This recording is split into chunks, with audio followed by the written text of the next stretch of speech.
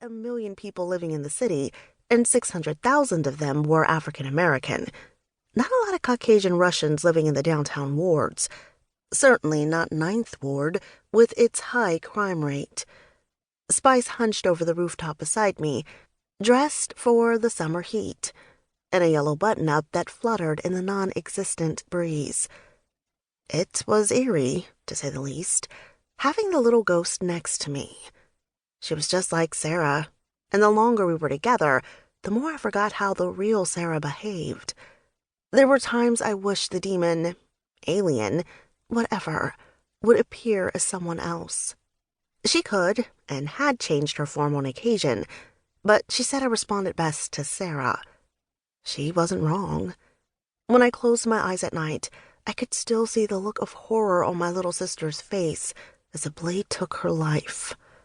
The man who did it, Ghost, was long dead, killed by my hand, along with everyone else in ISO-1, including the alien who ran the outfit. Evil didn't end with their destruction, though. No matter how many people I killed, there were always more to take their place. I was getting tired.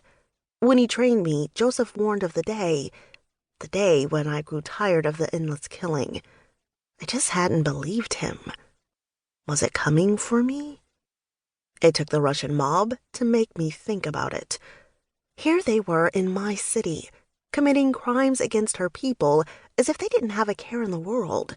No government authority would stop them. They were immune to the police and state law enforcement and would never see justice. At least, not the kind society used. They wouldn't escape my brand of justice, though. How many do you think there are? I asked Spice. She looked around and shrugged. Does it matter? I don't know. Are you going to suddenly decide not to let me use my superpowers? I asked her. A small smile tugged at her lips. Maybe. It's fun seeing you improvise. Yeah, I think you just like it when we get hurt, you masochist. She didn't say no. That's only when I'm hungry to remind you that it's them or you. Are you? Hungry, that is, I asked her. She gave me an impish grin. Famished, she said. Of course you are, I thought with a sigh. I considered the possible entrances for a few moments. The last time I fought a Russian with superpowers felt like forever ago, even though it had only been a few years. Detroit was a fond memory compared to the things I'd gone through since. However, based on everything I'd seen in the last 2 weeks of observing the Vory, they weren't overtly using superpowered thugs, probably afraid of bringing down the attention of the Saints or a national team. The chief of police sure wasn't doing anything to slow the tide as the Russians took out their competition and solidified their hold on the city's underbelly. The only reason the Vory didn't want to tangle with the Saints was Seraph. I had a love-hate relationship with the Saints, New Orleans' super team, for a lot of valid reasons. Primarily, though, the angelic superheroine wanted to kill Spice, which wasn't something I could allow. The arrival of a car reminded me what I was there for. Reaching out with my senses, I felt for the life below me. Any moment, the bar would close and the bystanders would leave, and the only people left would be scum. One of the gifts Spice imparted to me was the ability to see life in all its myriad forms. From insects to people, they glowed in the dark like beacons.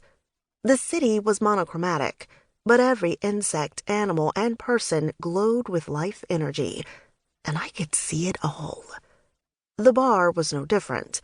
I didn't see through the walls or anything, but I could feel the vibrant energy beneath me. There were maybe 100 people in the establishment, drinking, eating, arguing, all of it teeming with energy. Oh man, I'm starving. Why don't you just go in? I'm sure no one will get hurt who isn't meant to. I opened one eye and peered at the little psychopath wearing my sister's face. That's not how this works. You know that. Can't blame a girl for trying, she said with a smile. Yeah, I can. Spice swore she couldn't read my mind, but sometimes I felt like she could. Or maybe she just knew me well enough to guess what I was thinking. After all the time we'd spent together, we both knew the other well enough. 10 more